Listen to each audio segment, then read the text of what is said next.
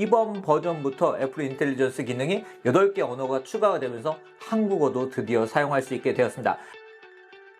안녕하세요. 빠르게 애플 소식을 전해드리고 있는 유피입니다. 제 채널 애플의 OS 업데이트 소식을 보기 위해서 구독을 하시는 분들이 많죠. 그래서 오늘도 제가 애플의 OS 업데이트 소식을 여러분들께 빠르게 전해드리려고 하는데요. 정말 많은 분들이 기다리셨던 iOS 18.4, iPadOS 18.4, macOS 15.4 버전의 첫 번째 개발자 베타 버전이 드디어 배포되었습니다. 이 버전을 많은 유저분들이 기다리신 이유, 특히 우리나라 유저분들도 많이 기다리신 이유는 애플 인텔리전스 한국어 서비스를 사용할 수 있을 것으로 예상이 되었기 때문인데요. 이번 버전부터 애플 인텔리전스 기능이 8개 언어가 추가가 되면서 한국어도 드디어 사용할 수 있게 되었습니다. 아무래도 이번 버전은 개발자 베타 첫 번째 버전이기 때문에 여러분들이 정식적으로 사용할 버전과는 좀 차이가 있을 수 있지만 과연 어떤 기능들을 사용할 수 있는지, 애플 인텔리전스 기능을 한국어로 사용할 때 어떤 특징들이 있는지 제가 빠르게 소개를 해드리도록 하겠습니다. 가장 먼저 궁금한 게 정식 버전이 언제 배포가 될지 궁금하실 것 같은데요.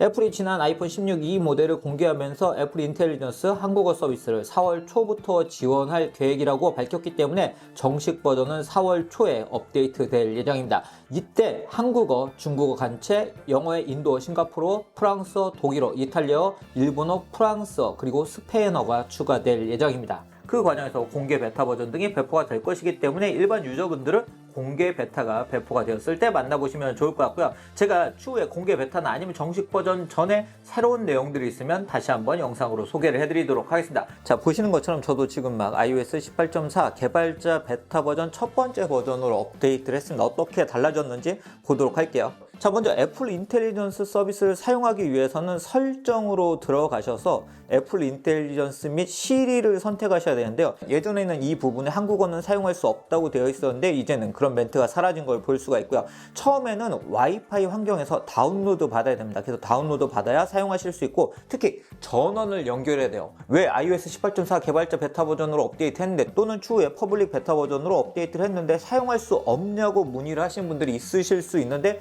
꼭 이 부분에서 전원을 연결하고 와이파이 상태에서 업데이트를 하셔야 됩니다. 자, 그럼 애플 인텔리전스 기능 하나씩 살펴보도록 하죠. 저 같은 경우는 애플 인텔리전스 기능을 영문으로 설정을 해서 사용을 하고 있었는데요. 가장 먼저 애플 인텔리전스 기능이 업데이트 되었다, 사용할 수 있다, 이걸 느낄 수 있는 부분은 바로 시리라고 할 수 있습니다. 예전에는 시리 이렇게 누르게 되면 동그란 아이콘이 하단에 떴죠. 그런데 이제 시리의 UI도 변경이 되었고요. 타이핑을 해서 시리한테 물어볼 수도 있고, 그리고 기존에 비해서 이 시리가 정말 똑똑해졌습니다. 자, 이번 시리는 정말 예뻐졌는데요. 자, 보시면 이렇게 아주 예뻐졌고요. 그리고 시리가 정말 똑똑해졌습니다. 알림 맞춰줘. 아니다. 타이머 1분 맞췄으면 좋겠어. 이런 식으로 복잡한 형태로 시리를 사용하실 수도 있고요. 그리고 이 아랫부분을 2번 누르게 되면 여러분들이 타이핑으로, 음성으로 하기 어려울 때 타이핑으로 시리를 사용하실 수도 있으세요. 자, 그리고 이제 챗 GPT도 연동해서 사용하실 수 있는데요. 무료 버전 같은 경우는 여러분들이 별도로 아이디를 만들지 않고도 사용하실 수 있고, 저같이 유료 버전을 사용하시는 분들은 챗 GPT를 여기서 확장해서 사용을 하시면 됩니다. 한번 사용을 해보도록 할게요. 마라톤 일주일 남았는데 훈련 계획 짜죠. 그래서 챗 GPT를 통해서 이렇게 챗 GPT로 이렇게 대답을 얻으실 수도 있습니다. 두 번째로 여러분들이 메모장은 물론이고 메일 등 다양한 곳에서 글쓰기 도구를 사용하실 수 있는데요. 이 글쓰기 도구를 사용하게 되면 여러분들이 사용한 글을 다른 느낌으로 변경을 하실 수도 있고요. 요약을 해서 보내실 수도 있고, 테이블로 변경을 할 수 있는 등 글쓰기를 좀 더 편하게 하실 수 있습니다. 글쓰기 도구 같은 경우는 이렇게 글을 선택하게 되면 글쓰기 도구를 볼 수 있죠. 이 아래쪽에 보면 교정, 제작성, 친근하게, 전문적으로, 간결하게 등을 보실 수 있고, 여러분들이 여기서 원하는 형태로 설정을 하실 수도 있습니다. 제가 한번 친근하게를 한번 바꿔볼게요. 그러면 글을 인식을 해서 좀 더 친근하게 이렇게 써주고 있는 걸 볼 수 있죠. 좀 더 전문적으로 쓰실 수도 있어요.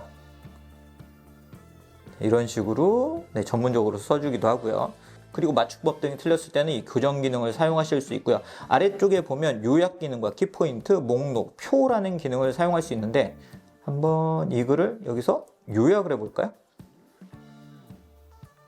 그럼 이런 식으로 요약이 되는 걸 볼 수 있습니다. 그렇기 때문에 여러분들이 글을 정말 편하게 쓰실 수 있으세요. 그리고 이메일 같은 경우는 스마트 답장이라고 해서 여러분들이 뭐 예를 들어 어떤 행사에 참여할 거냐 이런 등의 메일이 왔을 때 아주 쉽게 여러분들이 체크만 해서 빠르게 답장을 할 수 있는 기능을 사용을 하실 수가 있고요. 그리고 메일을 요약할 수 있는 기능을 사용할 수 있고, 이런 메일과 알림 같은 경우는 중요한 메일을 먼저 볼 수 있는 기능을 사용할 수 있고요. 알림 같은 경우도 홈 화면에서 여러분들이 사용하실 때 중요한 알림만 먼저 보고 알림을 또 요약해서 보고, 다양한 알림이 왔을 때 그 또 알림을 한꺼번에 요약해서 볼 수 있는 이런 기능들을 사용하실 수 있으세요. 자, 이런 알림 기능 같은 경우는 설정에 들어가서 알림 우선 처리 기능을 켜두시면 사용을 하실 수가 있고요. 알림 요약 기능은 디폴트로 켜져 있기 때문에 이런 기능도 바로 여러분들이 사용하실 수 있습니다. 그리고 전화와 메모 앱 같은 경우는, 전화는 여러분들이 통화 녹음을 할 수 있다는 건 이미 알고 계시죠. 이런 경우 전사문을 이제는 요약할 수 있는, 통화 녹음의 전사문을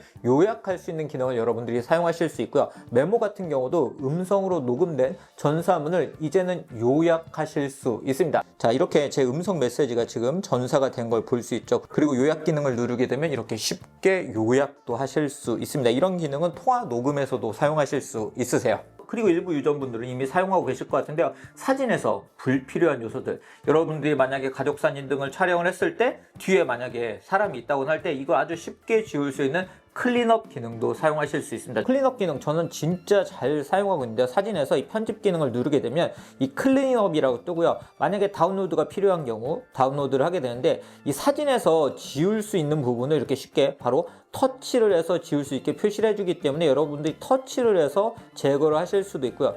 이런 식으로 문질러서도 제거를 하실 수 있으세요. 그러면 이 사진에 다른 부분에 영향을 주지 않으면서 이런 배경 등에 일체감 있게 제거가 되기 때문에 여러분들이 주인공만 있는 사진을 만들고 싶을 때 아주 쉽게 만드실 수가 있고요. 저 같은 경우는 마라톤 사진 등을 촬영했을 때 이런 클린업 기능을 아주 잘 사용하고 있습니다. 그리고 아이폰 16 시리즈를 사용하시는 분들은 이 카메라 버튼을 사용하실 수 있잖아요. 이 카메라 컨트롤 버튼이 사진이나 동영상을 촬영할 때도 사용되지만, 이제는 여러분들이 이렇게 비췄을 때 정보를 인식할 수 있는 기능으로, 시각 인지 기능으로 사용하실 수 있습니다.